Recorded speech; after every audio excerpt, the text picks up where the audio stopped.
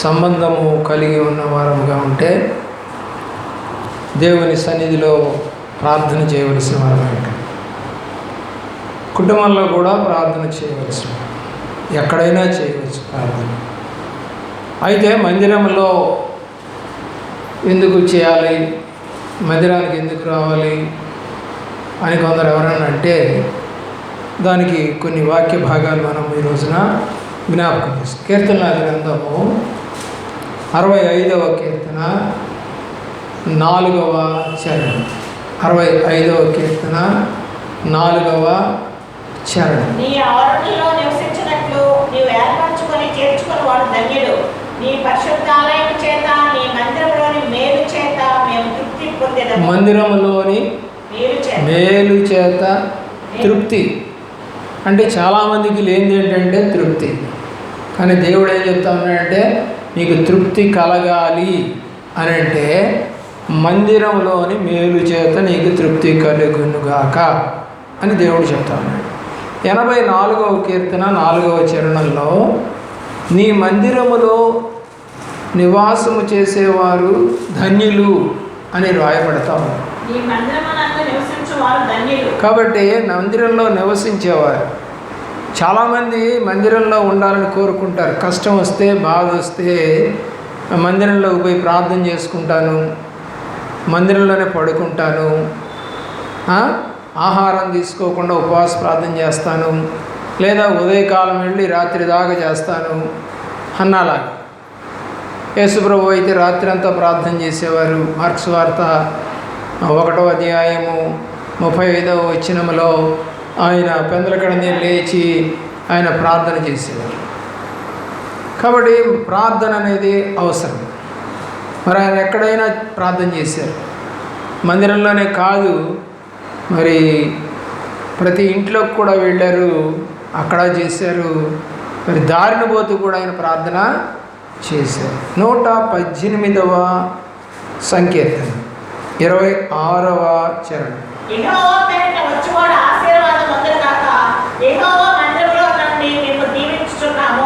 దీవెన అనేది మందిరములో నుండి చూచుచున్నాము అని రాయబడుతుంది. మందిరములో నుండి దీవెన. సంఘము ఆసక్తితో ఇంట్లో ప్రార్థన చేస్తూ ఉంది. పేతురు యొక్క కుటుంబంలో అనేక మంది స్త్రీలు కలిసి ప్రార్థన చేస్తారు. దేవదూత జైలుకు వెళ్ళి పేతురుని విడిపించి 2 బజార్లు దాటించిన తర్వాత దూత వెళ్ళిపోయింది. ఇప్పుడు ఇతను ఇంటికి వెళ్ళి తలుపు తడతా ఉన్నాడు. దీనికి అంతటికీ కారణము పేతురు అక్కడ ప్రార్థన చేసినట్టు ఏం రాయలేదు బైబిల్లో, కానీ సంఘము ఆసక్తితో ప్రార్థన చేసిందని రాయబడింది. ఎందుకంటే విచారంతో ఉండొచ్చు, దిగులుతో ఉండొచ్చు, బాధతో ఉండొచ్చు, ఆయన కొట్టారేమో తెలియదు, జైల్లో అయితే ఉన్నాడు. మరి ఆ బాధ అంతా కూడా తెలుసుకున్న వారు ప్రార్థనలో కూర్చున్నారు. దీవెన, ప్రార్థన చేస్తే దీవెన వస్తుంది, మందిరముల నుండి దీవెన వస్తుంది. యెషయా గ్రంథము 56వ అధ్యాయము 7వ వచనం. నా మందిరంలో వారిని ఆనందింపజేసేదను అంటున్నాడు. ఎలాగా చేస్తాడట దేవుడు? మందిరంలో ఆనందింపజేస్తాడట. దేవుని యొక్క ప్రేమలో ఆలోచించేయండి. ఈ రోజున దేవుడు నిన్ను ఆనందింప చేయవలనని ఆశపడతా ఉన్నాడు. 60వ అధ్యాయము 20వ వచనములో మీ దుఃఖ దినములు సమాప్తమగును అన్నాడు. ప్రార్థన చేస్తే దుఃఖం ఉన్నటువంటి వాళ్ళకు కూడా కొంచెం నెమ్మది, ఆదరణ, మనసు కొంచెం ప్రశాంతత కలుగుతాయి. కాబట్టి దేవుడు చెప్తున్నాడు మీ దుఃఖ దినములు సమాప్తములు. ఇర్మియా గ్రంథము 26వ అధ్యాయము 2వ వచనములో మందిరమును ఆరాధించుటకై వచ్చు వారిని చదవండి. నీవు యెహోవా మందిరములో నిలిచి నేను నీకు ఆజ్ఞాపించు మాటలన్నిటినీ యెహోవా మందిరములో ఆరాధించుటకై వచ్చు యూదా పట్టణస్థులందరికీ ప్రకటింపుము. ఏం చేయాలి? ఆరాధించుటకు వచ్చు. అంటే మందిరానికి ఎందుకు వస్తున్నాము? ఆరాధన అంటే చాలామంది అంటారు పాటలు పాడటం. కాదు, పాటలు పాడటం ఒకటే ఆరాధన కాదు. ఆరాధన అంటే దేవుణ్ణి స్తుతించటం. ఆ స్తుతినే పాటల ద్వారా చేస్తారు. అయితే అంతకన్నా ఎక్కువగా ఆయన గురించి తెలుసుకున్న వారముగా ఉన్నవారం అయితే మనం ఆయన్ని పొగుడుతూ లేదా ఆయన చేసినటువంటి కార్యాలను చెప్పుకుంటూ దేవునికి స్తోత్రాలు తెలియచేయటమే ఆరాధన. సిలువలో నీ కొరకు ఆయన ఎలా చనిపోయాడో, ఎందుకు చనిపోయాడో గుర్తు చేసుకొని చెప్పటమే ఆరాధన. అయ్యా, నా కాళ్ళు తిరగకూడని చోట తిరిగినందుకు నీ కాళ్ళకు శీలమేకులు, నీకు స్తోత్రం అయ్యా. నా చేతులు తాకకూడవి తాకినందుకు నా చేతులకు తగలవలసిన మేకులు నీ చేతులకు స్తోత్రమయ్యా. అలాగే నా తలంపులు చెడ్డవేయండుగా నీ తలంపులకు పెట్టుకున్నటువంటి ముళ్ళ కిరీటమును బట్టి నీకు స్తోత్రమయ్యా.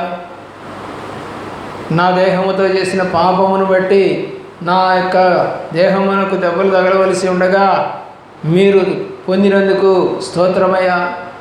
ఆయన చేసినటువంటి ప్రతి ఒక్క దానిని గుర్తు చేసుకోవాలి. స్వరూపము లేకుండా చేశాం. మనల్ని కొట్టి మనకు స్వరూపం లేకుండా చేయాల్సి ఉంటే ఆయన స్వరూపం లేకుండా అయిపోయాడు. అలాగే చేసిన తప్పును బట్టి మన చెంపల మీద దెబ్బలు కొట్టవలసి ఉండగా ఆయన పొందాడు. మన గడ్డం పెరిగి వేయాల్సి ఉండగా ఆయన పొందుకున్నాడు. మన ముఖం మీద ఉమ్మి వేయవలసి ఉండగా ఆయన పొందుకున్నాడు. మన ముఖం మీద గుడ్డ వేసి పిడుగుదులు కొద్దవలసి ఉండగా ఆయన పొందుకున్నాడు. మన డొక్కలో పోటు పడవలసి ఉండగా ఆయన పొందుకున్నాడు. శాపగ్రస్తుడని గుర్తుగా ఆకాశమునకు భూమినికి అతని పాదాలు కూడా తగలకూడదని పైకిన వేలాడదీసినటువంటి యేసయ్య శాపగ్రస్తుడు. అతని కాళ్ళు కూడా భూమి మీద తాకూడదు. ఆనాటి పద్ధతి అది. ద్వితీయోపదేశకాండంలో మీకు కనపడుతుంది అన్నమాట. శాపగ్రస్తులైన వారిని కొయ్యి మీద ఎక్కించి చంపేస్తారు. కానీ ఆయన మన కొరకు శాపమయ్యాడు. కాబట్టి ఆయన్ని స్తుతించే మనసు నీకు రావాలి, ఆరాధన చేసే మనసు రావాలి. అయితే కొన్ని చోట్ల ఆరాధన అంటే మరి కొవ్వొత్తులు వెలిగించటాలు, ధూపం వేయటాలు, మరి హిందువులైతే గంట కొడుతూ దీపారాధన చేయటాలు, పూలు చల్లటాలు, పూలు పెట్టటాలు, పళ్ళు అవన్నీ సమర్పించటాలు, ఇవన్నీ చేస్తూ ఉంటారు. అయితే దేవుడు వాక్యం అయితే సెలవిస్తూ ఉంది, ఆయన చేసినటువంటి మేళ్లను మరువకుమా. నా ప్రాణమా యెహోవాని సన్నుతించుము. ఆయన చేసిన మేళ్లను దేన్ని కూడా మరువకు. కాబట్టి ప్రాణము ఆయన్ని సన్నుతించాలి, స్తుతించాలి, ప్రేమించాలి, గౌరవించాలి, ఘనపరచాలి, కొనియాడాలి. అందుకని ఒక భక్తుడు కొన్ని సంవత్సరాల క్రితము ఆ పాట రాశాడు. ఏమని? కొనియాడతరమే నిన్ను కోమాల తనయా, కొనియాడతరమే నిన్ను. కాబట్టి కొనియాడటం అనేది ఆరాధనకి. అందుకని ఇక్కడ ఆరాధనకు వచ్చు వారు మందిరానికి దేనికి రావాలి? ఆరాధనకి రావాలి. కాబట్టి దేవుని యొక్క ప్రేమ 33వ అధ్యాయము యిర్మీయా గ్రంథములో 11వ వచనానికి వద్దాం. మందిరములోనికి స్తుతియాగములు తెచ్చు వారి స్వరములు. చదవండి 33:11. యెహోవా సెలవిచ్చినదేమనగా, ఇది పాడైపోయిన దీనిలో నరులు లేరు, నివాసులు లేరు, జంతువులు లేవని మీరు చెప్పి ఈ స్థలంలోనే మనుషులైనను నివాసులైనను జంతువులను లేక. మందిరములోనికి స్తుతియాగములు తెచ్చు వారి స్వరములు. ఏం కావాలంట? స్తుతియాగము చేసే స్వరాలు కావాలి. దేవుని ప్రేమిస్తున్నటువంటి ప్రియ బిడ్డల, ఈ రోజున చాలామంది ఊరకనే వచ్చి అటు ఇటు దిక్కులు చూస్తూ కూర్చొని కాసేపు వెళ్ళిపోయేవాళ్ళు చాలామంది చూస్తాం మందిరాల్లో. అసలు లెక్క లేదు వాళ్ళు దేవుడి వైపే చూడరు. అలా హృదయాలన్నీ కూడా వాక్యం మీద కానీ, ఆరాధన మీద కానీ, ప్రార్థన మీద కానీ నిలకడగా ఉండవు. కానీ వాక్యం అయితే సెలవిస్తుంది, స్తుతియాగములు తెచ్చువారి యొక్క స్వరములు వినపడాలి మందిరంలో. అయ్యా, నీ కొరకు నువ్వు చేసిన మేలు కొరకు నేను ఇది తీసుకొని వచ్చాను, అయ్యా ప్రార్థన చేయండి. దేవుని యొక్క కీర్తన 84వ కీర్తనలో 4వ చరణంలో మనం చదువుకున్నట్టుగా, నీ మందిర ఆవరణములను చూడవలనని ఆశ ఉన్నది. చాలామందికి మందిరానికి వెళ్దామంటే కుదరదులే, ఇప్పుడు రేపు వెళ్దాంలే, ఇంకోసారి వెళ్దాంలే అంటే ఉంటారు. కొంతమంది ఏమో ఎన్ని గంటలకి ముందే వెళ్దాం అని పరిగెత్తుకుని పోతారు. మందిర ఆవరణములను చూడవలనని ఆశ కొని ఉన్నారు. ఆశ ఉండాలి. లోకం మీద ఆశ, శరీరం మీద ఆశ, నేత్రాల మీద ఆశ, మాటల మీద ఆశ, తినేదానికి ఆశ, పడుకునేదానికి ఆశ, తిరగటానికి ఆశ, రకరకాల ఆశలు మానవుడికి. వీటన్నిటికన్నా ముఖ్యమైనది ఏంటంటే చెప్పాలి, డబ్బు ఆశ కూడా మనిషికి ఉండదట. ఏం ఆశ ఉంటుందండి? తినాలి. అమెజాన్ అడవుల్లో వాళ్ళకి వస్త్రాలు ఉండవు, ఇప్పటికీ వాళ్ళకి వస్త్రాలు ఉండవు, వాళ్ళకి కట్టుకోవడం తెలియదు, వాళ్ళకి గుడ్డ అంటే తెలియదు. వాళ్ళు అడవుల్లోకి వెళ్ళి మరి ఆ యొక్క పక్షులను, జంతువులను, కొండ సిలువలను కూడా చంపుకొని వాటిని భుజాన్ని వేసుకొని తీసుకొస్తారు. మొత్తం ఇంటికి కూడా దారు పైదంతా ఒలిచి పారేస్తారు. నేను ఆ వీడియో చూసినప్పుడు, ఓహో, మనిషికి ఏది అవసరం అంటే డబ్బు కాదు, వస్త్రాలు కావు, సినిమాలు కావు, టీవీలు కావు, స్త్రీలు కాదు, వాళ్ళకి కావాల్సింది ఆహారం. పుట్టంగానే బిడ్డ ఏం చేస్తాడు? ఏడుస్తాడు. దేనికి? ఆకలికి. ఆకలి పుట్టంగానే ఆకలేస్తుందండి, క్షణాల్లోనే. ఎక్కడైతే తల్లి రొమ్మున ఆనుకొని మరి పాలు తాగాలని ఆశపడుతూ ఉంటాడు. మనం తీసుకెళ్ళి అక్కడ పెడితే వాడికి ఎట్టా తెలుస్తుందో మనకు తెలియదు, కానీ ఎంతో ఆతురతగా మరి బిడ్డ పాలు తాగటం జరుగుతుంది. అంటే దేని మీద ఆశ పెట్టుకున్నాడు పుట్టంగానే? గుడ్డల ఆశ, సౌకర్యవంతమైనటువంటి బెడ్డ, నగల, ఏమండి ఇవన్నీ ఏం కోరటం లేదు. పుట్టిన ప్రతి బిడ్డ కూడా కోరేది ఆహారం. కాబట్టి ఆ అమెజాన్ వాళ్ళని చూసినప్పుడు మరి వాళ్ళు దేని మీద ఆశపడటం లేదు, ఆహారం కావాలి వాళ్ళకి. ప్రియులరా, ఆ కొండ సెలవుని చంపేసి తెచ్చుకుంటే కనీసం 10 రోజులు తింటారు వాళ్ళు. ఎందుకు? ఆ మాంసాన్ని ముక్కలుగా ఖండాలుగా నరికిన తర్వాత వాటిని బాగా ఉప్పులో పెట్టి నానేసి వాటిని తీసుకెళ్ళి దండాలు కట్టి ఆరేసి చక్కగా వాళ్ళకి ఇష్టం వచ్చినప్పుడల్లా ముక్కలకు పోసుకొని తింటూ ఉంటారు. మనం కూడా తింటూ ఉంటాం. చేపలు ఎప్పుడు దొరుకుతాయంటే దొరుకుతాయి అందంట ఒక ఆయన. ఏంటంటే ఉప్పు చేప అందంట, ఎండు చేప అందంట. చేపలు దొరుకుతాయి, పచ్చి చేపలే కాదు ప్రియులారా, వాటిని కూడా మనము నిల్వ చేసుకొని తింటూ ఉంటాం అనేది అందరికీ తెలిసినదే.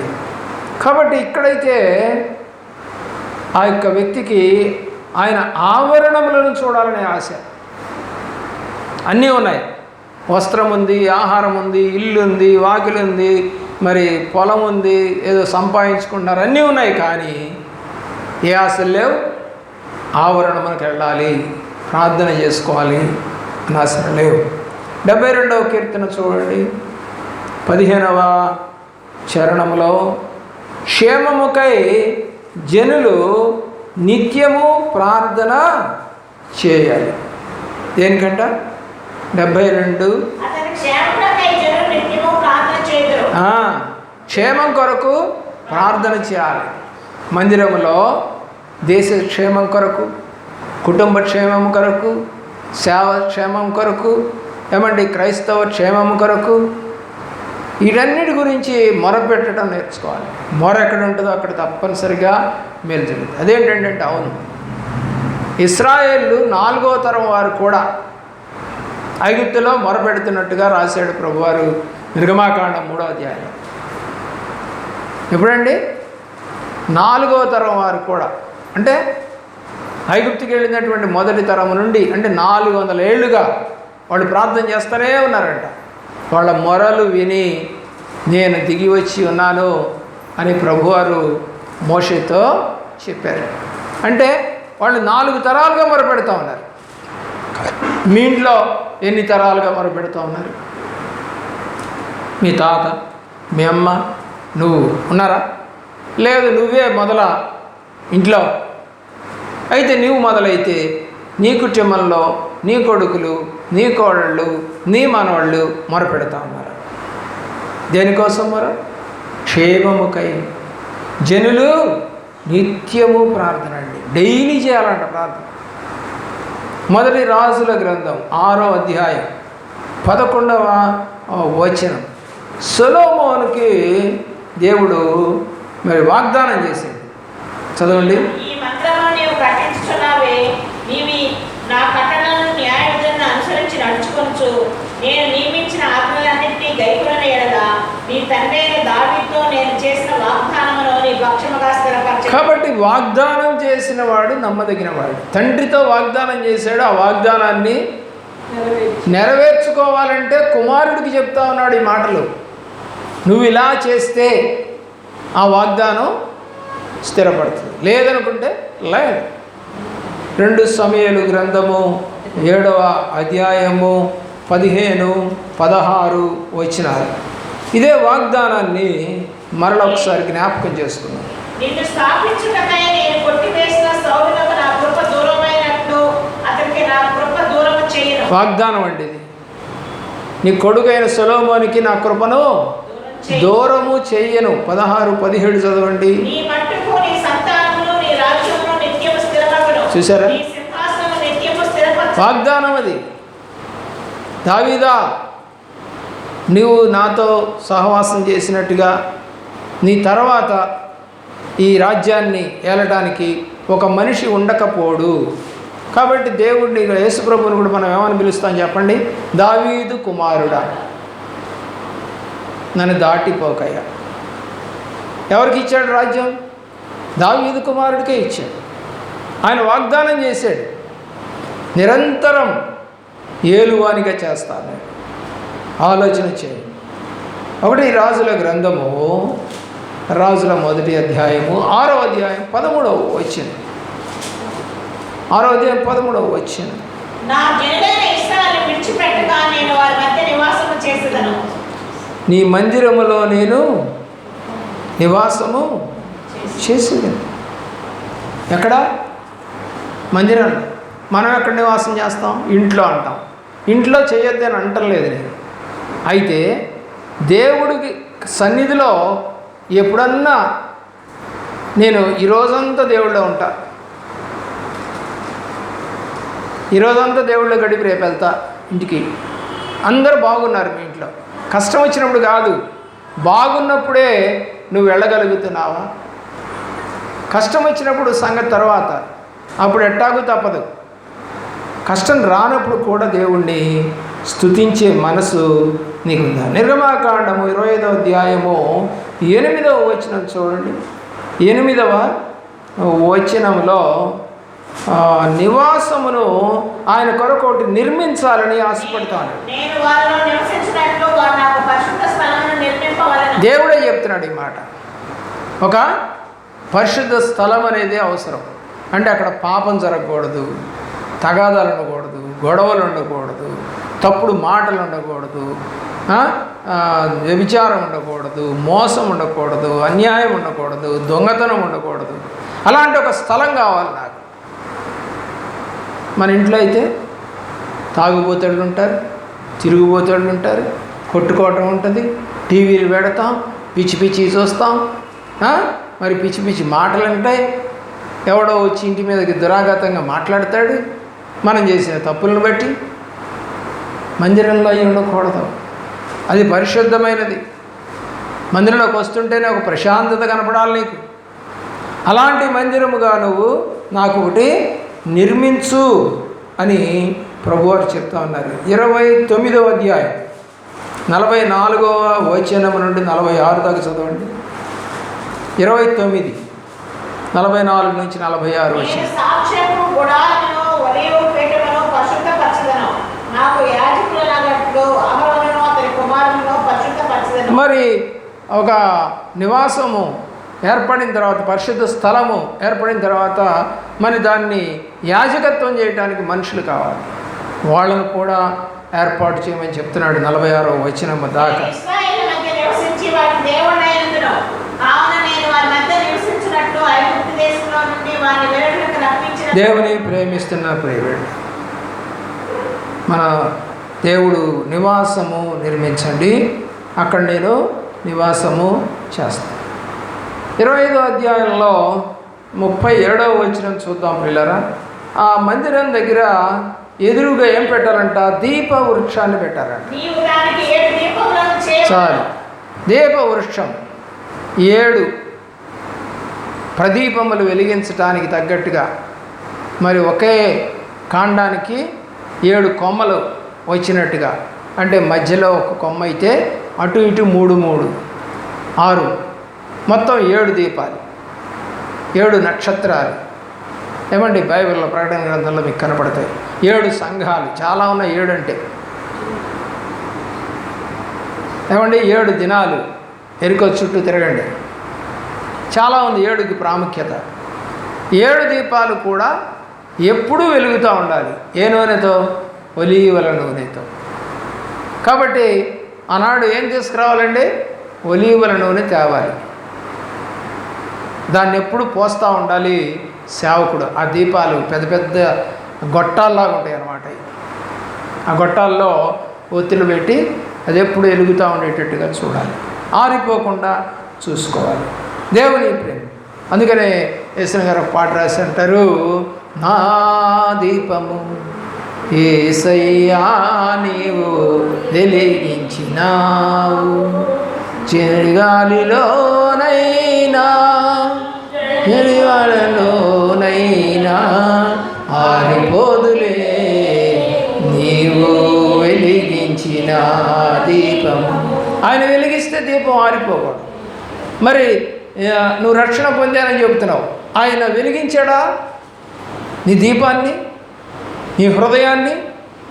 మరి వెలిగిస్తే ఆరిపోకుండా చూసుకోవాల్సిన వాళ్ళు వెనక్కి తిరిగిపోతున్నారు, మళ్ళీ హిందువుల్లో కలిసిపోతూ ఉన్నారు, మళ్ళీ చెడ్డ పనులు చేస్తూ ఉన్నారు, బలహీనమైనటువంటి కార్యాలు చేస్తూ ఉన్నారు. అంటే దీపం వెలగలేదన్నమాట, చీకటిలోనే ఉన్నామన్నమాట. దీపం వెలగాలి, అది ఆరిపోకూడదు. అందుకనే తెస్సలోనికి మొదటి పత్రికలు అంటాడు, ఆత్మాదీపమును ఆర్పివేయొద్దు. చాలామంది ఆర్పేసుకుంటున్నారు ఈరోజు. ఆత్మదీపం ఆరిపోతూ ఉంది. ఆయన వాక్యము నా పాదములకు దీపములాగా ఉందా? వాక్యమే వినపడదు, వాక్యమే తెలియదు, వాక్యమే వినము, వాక్యమే చెప్పము. ఇంకా దీపం ఎక్కడ వస్తుంది వాక్యం లేకపోతే? వాక్యం అంటే దేవుడు, దేవుడు నీలో ఉంటే దీపం. అలాంటి దీపమును నీవు పోగొట్టుకుంటున్నావా? ఆలోచించి. దీపవృక్షము అవసరం పిల్లరా. మొదటి కొరింథీ పత్రిక 3వ అధ్యాయము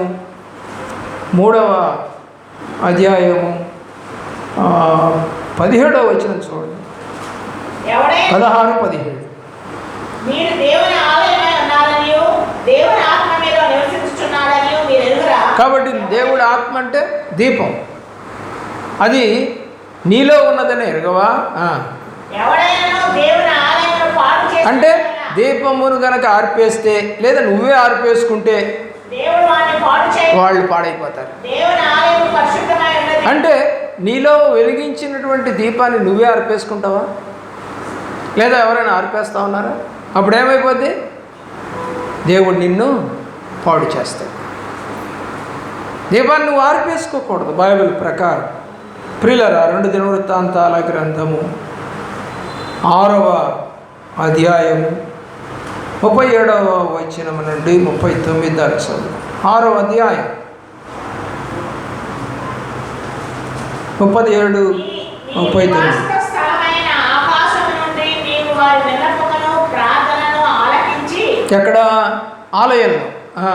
వారి కార్యమును నిర్వహించి నీ దృష్టి ఎదుట పాపం చేసిన నీ జనులను ఎప్పుడు ఆలయంలో ఉండి ప్రార్థన చేసి ఒప్పుకుంటే క్షమించుదువుగాక. దేవా, ఈ స్థలమందు చేయబడు విన్నపము మీద నీ కనుదృష్టి ఉంచుదువుగాక. నీ చెవులు దానిని ఆలకించునుగాక. నా దేవా యెహోవా, బలమునకు ఆధారమునకు నీ మందసమును దృష్టించి లెమ్ము. నీ విశ్రాంతి స్థలమందు ప్రవేశించుము. దేవుడు మందిరంలో చేసే ప్రార్థనని ఎలా దీవిస్తున్నాడో రాయబడింది అక్కడ. ఈ దీవెనలు వద్దా మనకి? అలాంటి దీవెనలన్నీ మనం పొందుకొని 51వ కీర్తన 11వ చరణం. 51వ కీర్తన 11వ చరణం. నీ సన్నిధిలో నుండి నన్ను త్రోసివేయకము, నీ పరిశుద్ధాత్మను నా యొద్ద నుండి అది తీసివేయకము. ఏం పోకూడదండి? పరిశుద్ధాత్మ పోకూడదు. పరిశుద్ధాత్మ ఎలా ఉంటుంది? ఇప్పుడు మనకి దీపంలాగా ఉంటుంది.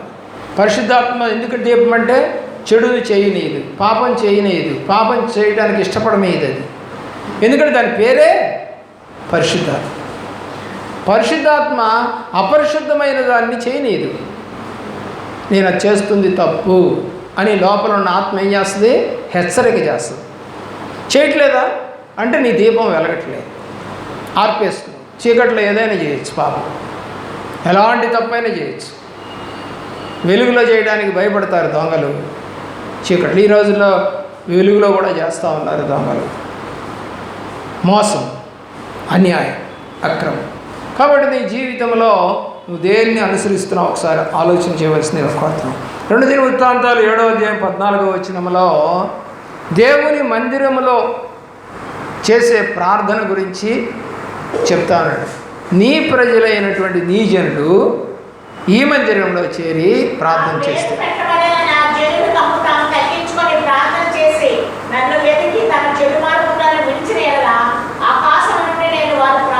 మందిరంలో ఏం విడవాలండి? చెడు మార్గములు విడవాలి. మందిరానికి వస్తూనే తప్పుడు పనులు చేస్తూ మందిరానికి వచ్చాం కదా అనుకుంటున్నావా? మందిరానికి వస్తే చెడు మార్గములను విడిచి వారు గనక నన్ను ప్రార్థన చేస్తే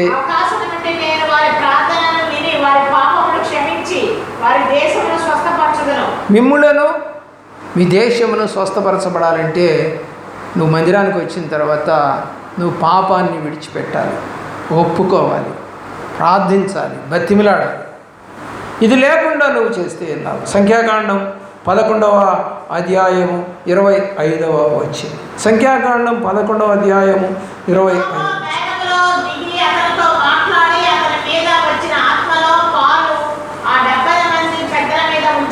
కాబట్టి ఒక వ్యక్తి మీదకి కనుక ఆత్మ వస్తే, ప్రార్థన కనుక గట్టిగా చేస్తే ఆ ప్రార్థన మరికొంత మీదకి కూడా వస్తుంది. మీ ఇంట్లో వచ్చిందా? మీ వాళ్ళ మీదకి వచ్చిందా? అంటే నీ ప్రార్థన సరిగా లేదా?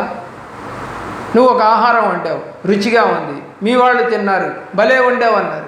మరి ఇక్కడ మంచి ప్రార్థన చేస్తున్నానని చెబుతున్నావు, మరి ఈ ప్రార్థన ఎందుకని అక్కడ ఫలించడం లేదు? లోపం ఉంది. కాబట్టి అలాంటి లోపములు లేకుండా నువ్వు సరి చేసుకోవాలని దేవుడి పేరిట మీకు మనవి చేస్తాం. 2 సమూయేలు గ్రంథం 8వ అధ్యాయం 9వ వచనం. 2 సమూయేలు గ్రంథము 8వ అధ్యాయము 9వ వచనం. దావీదు హదదేశలో దండంతయు ఓడించి సమాచారం హమాతు రాజైన తోయికి వినబడెను. చదవండి. హదదే జేరునకు తోయికి యుద్ధములు జరుగుచుండెను కనుక దావీదు హదదే జేరుతో యుద్ధము చేసి అతను ఓడించుట తోయిని తన కుమారుడు యోరాము చేతికి వెండి బంగారు ఇత్తడి వస్తువులను కానుకలుగా అప్పగించి కుశల ప్రశ్నలు అడిగి దావీదుతో కూడా సంతోషించుటకై అతని దావీదు నొద్దకు పంపెను. రాజైన దావీదు తాను జయించిన జనముల యొక్క పట్టుకున్న వెండి బంగారములతో వీటిని చేర్చి యెహోవాకు ప్రతిష్ఠించెను. అది వస్తువులన్నింటినీ కూడా ఎవరికి ప్రతిష్ఠించాడు? దేవునికి. ఎక్కడ ప్రతిష్ఠిస్తాం? మందిరంలో. మరి నువ్వేం ప్రతిష్ఠ చేసావు దేవునికి? ప్రతిష్టార్పణలు అని రాశాడు పాత నిబంధనలో. ఏం తెచ్చావు ప్రతిష్టార్పణలు?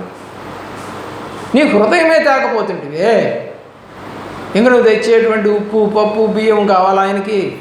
హృదయం తీసుకురా ముందు. సామెతల గ్రంథంలో ప్రకారంగా, నా కుమారుడా నీ హృదయమును నాకు ఇమ్ము, నా మాటలు నీకు ఇంపుగా. అలాంటి జీవితం నీవు అనుభవించి మందిరము మేలుతో నీ కుటుంబము నింపబడునుగాక. మోకరించండి, ప్రార్థన చేసుకోండి.